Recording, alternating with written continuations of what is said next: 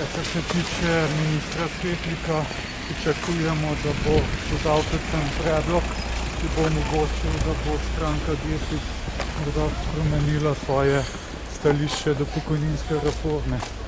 Za zdaj ostaja enako, torej reforme ne podpirate oziroma ne nasprotujete v kakšni obliki? Tako je, sklep izvršnega odbora je bil jasen, mi bi podprli pokojninsko reformo samo pod pogojem, da bi ostalo polovično usklajevanje pokojnin. Glede na to, da se to ni zgodilo, velja, da pokojninsko reformo stranka Desus ne podpre. Ok, pa se verjetno tam že kakšne kamere tu čakajo, pa bomo kaj hkrati naredili. Koliko časa bo trajalo? Koliko bo trajalo? Na uro, dve? Pa odvisen od sodišča. Upam, da ne bo trajalo toliko let, da bo zastaral, tako kot Satek. Enkrat so se srečalo. Pa on pride na obravnavo? Pride, ja. Pa imate izredne razmere.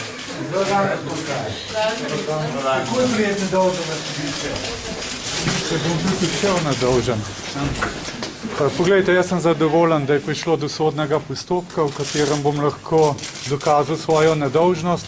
Vesel sem, da pri nas ni nihče nedotakljiv, tudi ne nekdanji minister, predsednik stranke.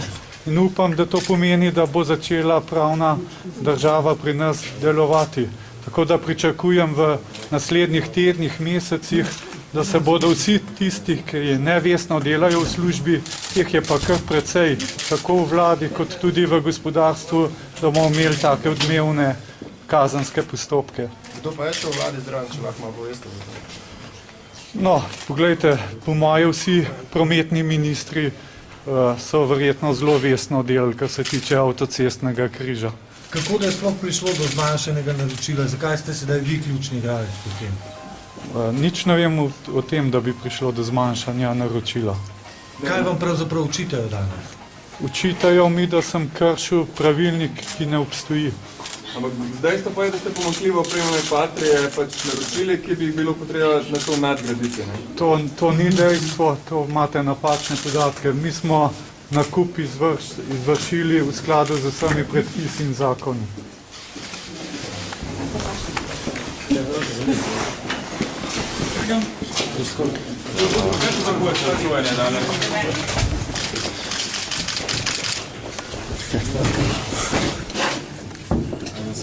Vedete, se posnemo tole?